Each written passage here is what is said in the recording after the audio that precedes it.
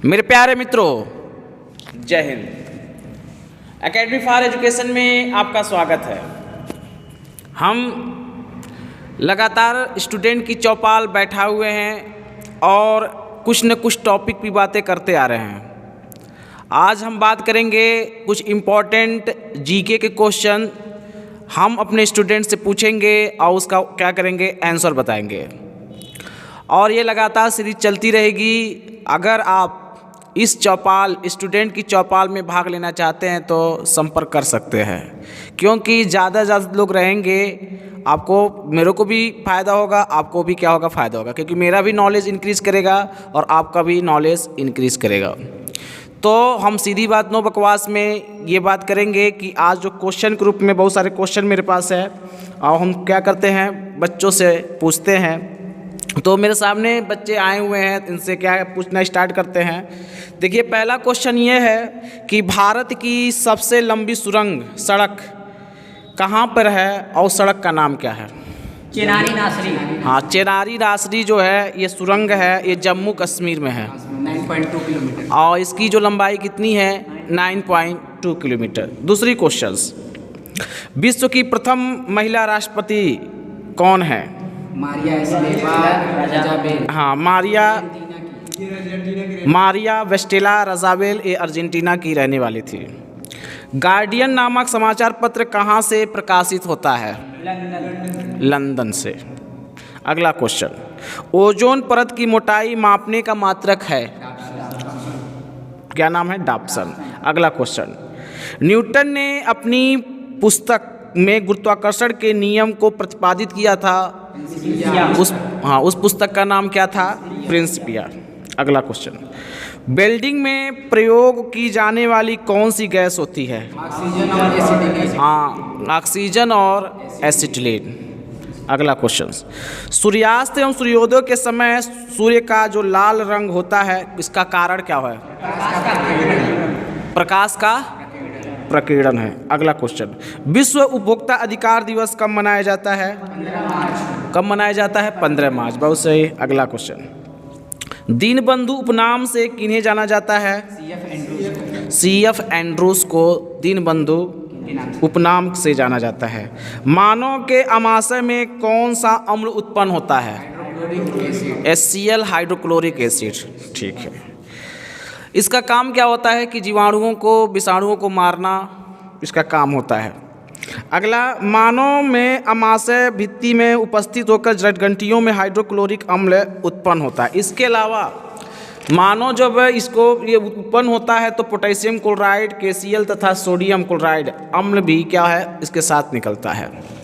अगला क्वेश्चन, कोशिकीय प्रक्रियाओं के लिए ऊर्जा मुद्रा एनर्जी करेंसी किसे कहते हैं? ATP का फुल फॉर्म होता है एडेनोसिन ट्राईफॉस्फेट और ADP का फुल फॉर्म होता है एडेनोसिन डाईफॉस्फेट।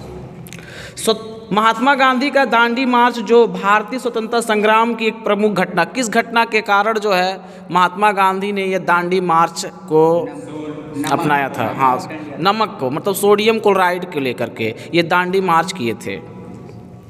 अगला क्वेश्चन, चांदी की वस्तुएं हवा में खुली रखने पर कुछ समय बाद काली हो जाती हैं, इसका कारण क्या है? हवा में उपस्थित सल्फाइड के कारण, हाँ, जो अभिक्रिया करके सिल्वर सल्फाइड। देखिए, जो क्या होता है कि जब हम सिल्वर को क्या करते हैं, हवा में रख देते हैं तो हवा से रिएक्शन करके सल्फर की उपस्थिति में क्या बना लेता है? AgSO3 बना लेता है, सिल्वर सल्फाइड बना लेता है, जिसके कारण उसके ऊपर परत जाता है। एक क्रिया ऑक्सीडेशन के कारण होता है, ऑक्सीकरण के कारण होता है और यही कारण इसका है। हवा में सल्फर के साथ क्रिया करके चांदी सिल्वर सल्फाइड की एक परत कोटिंग बना लेता है। निम्नलिखित में से किस कोशिकीय अंग में DNA होता है? कहाँ होता है? माइटोकॉन्ड्रिया। माइटोकॉन्ड्रिया का सर्वप्रथम जो कोलिकर ने 1850 में से देखा था और DNA राइबोसोम व प्रोटीन संश्लेषण संबंधित एंजाइम पाए जाते हैं। तो DNA कहाँ पाया जाता है हमारा?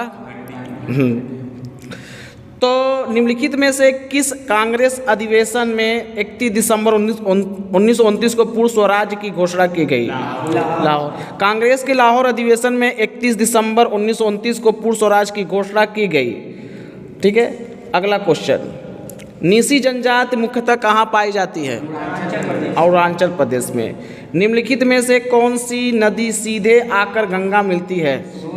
तो बहुत सारे आपके ऑप्शन दिए रहेंगे, तो उसमें से आंसर क्या होगी? सोन नदी होगी। विश्व के प्रथम राष्ट्रपति कौन है?